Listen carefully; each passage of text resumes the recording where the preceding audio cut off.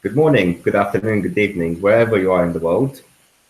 Welcome to Radio Works World. I am your host, Darie Nani, and today I'm joined by Simon Rogers. Simon, thank you very much for joining me.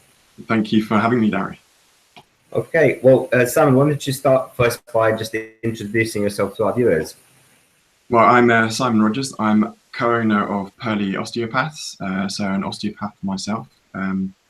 If people don't know much about osteopathy, obviously I can tell a bit more about that, but in terms of what I do, I work typically with women aged 30 to 45 with low back pain, or just back pain in general, actually, but usually with chronic back pain, so patients that have back pain for a longer period of time.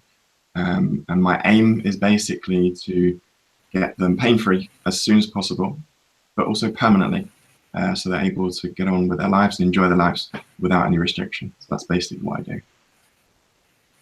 Okay, and so osteopathy is about just finding a solution other than taking some sort of medicine or prescription drug or painkiller or something like that. So what you do in that respect eliminates that need. So if I'm understanding this correctly, you kind of trace the source of the problem to something other than just masking it. Yeah, it's definitely a good point, because basically osteopathy is a manual therapy. So it's seen as an alternative or complementary medicine.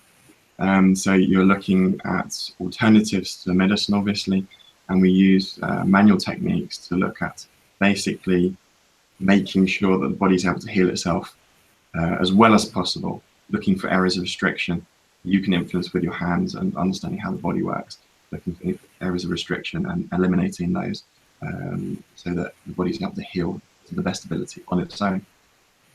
That's really amazing. I mean, what inspires you to do osteopathy? How did you get into it? Well, that's quite a long story, so I'll try and cut it reasonably short. Well, first of all, actually, I was a physiotherapist, so I studied physiotherapy.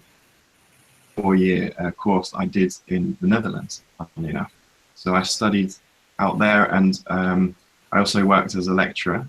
While I was doing that, I also started working, obviously, as a physiotherapist, and at a practice I worked at, there were a number of different practitioners, including a couple of osteopaths. And that was kind of my first introduction to osteopathy.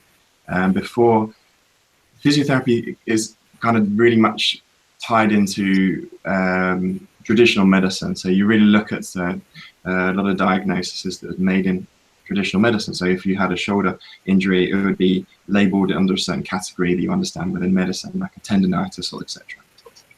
What was really refreshing for me when I met these two osteopaths is that they looked at it totally differently.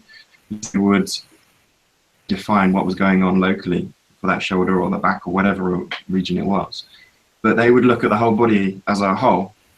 You'd look at different systems that I wouldn't even have thought of to look at, because it's not even within my sphere of knowledge at that time.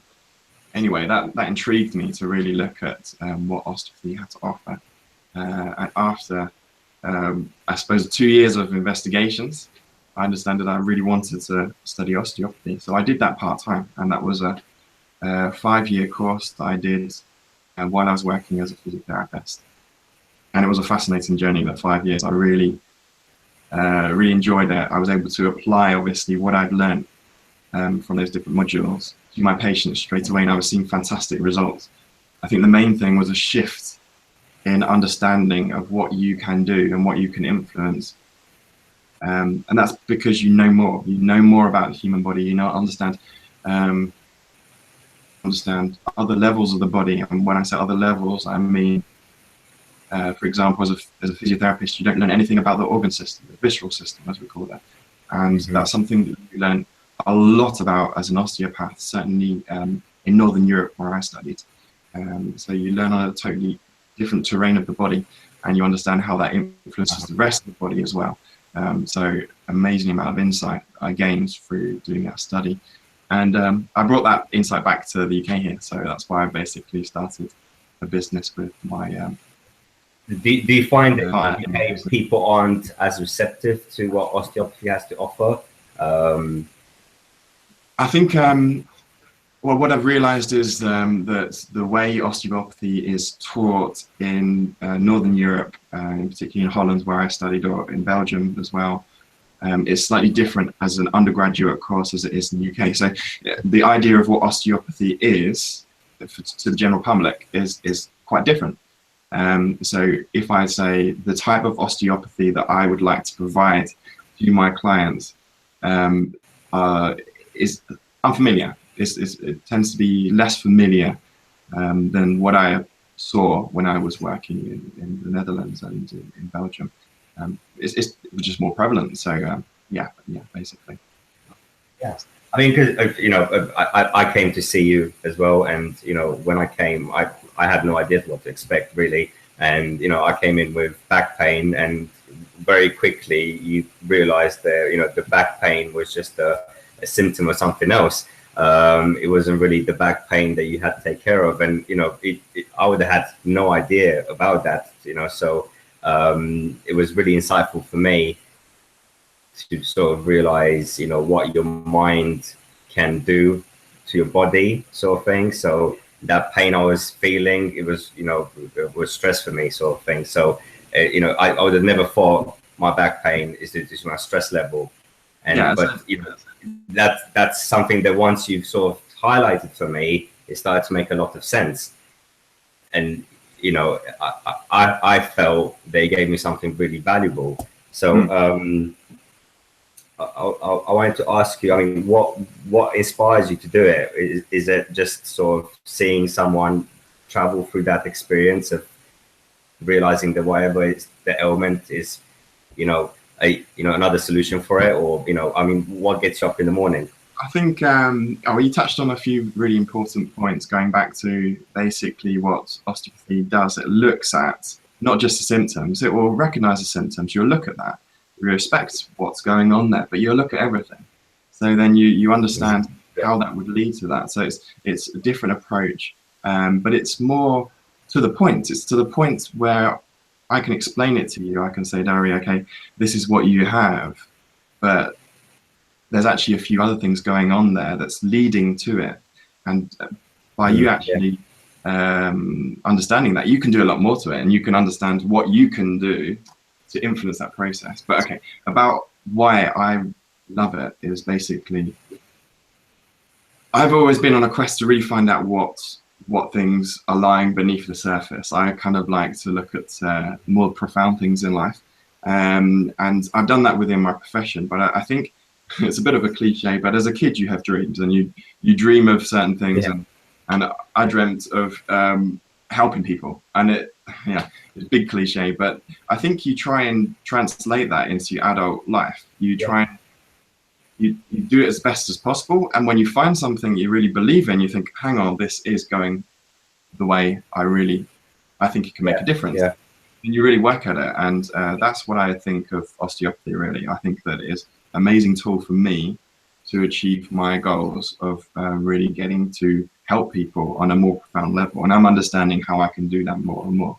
So yeah, that's my big drive, and that gives me a lot of fulfillment and joy out of what I do. So yeah, I think that more or less answers. Yeah, no, I felt that when I came to see that you did really care about what it was that was sort of wrong with me, or what my issues were, sort of thing. So it kind of reinforced that trust as well. I thought I was in very capable hands at the time. So I think doing life, if you do it for the pleasure of really trying to help others, or selflessly, that really sort of transpires, and people can feel that and they can pick up on that. So that's like really amazing that you think like that. What's happening in osteopathy? I mean, what do you hope to achieve? What are your dreams or your goals? Well, actually, I'm starting off in my career in terms of as an osteopath, as a practitioner. Obviously, I've been working for almost a decade, but I really want to get closer and closer to the essence that I described just briefly, about trying to understand how I can do that better. And it doesn't have to be just through osteopathy, but yeah, I think that's given me a massive tool to be able to do that. So I think that there are lots of areas that I can improve on, that I can develop, that I can explore different approaches within osteopathy, because it's very broad. But that would be the core, that would be the direction that I want to go in. So yeah, there's plenty to explore. If the rest of my career, I know I have a challenge because of my profession. It's so broad, it's unbelievable. I can go in many directions. But no, that's really cool.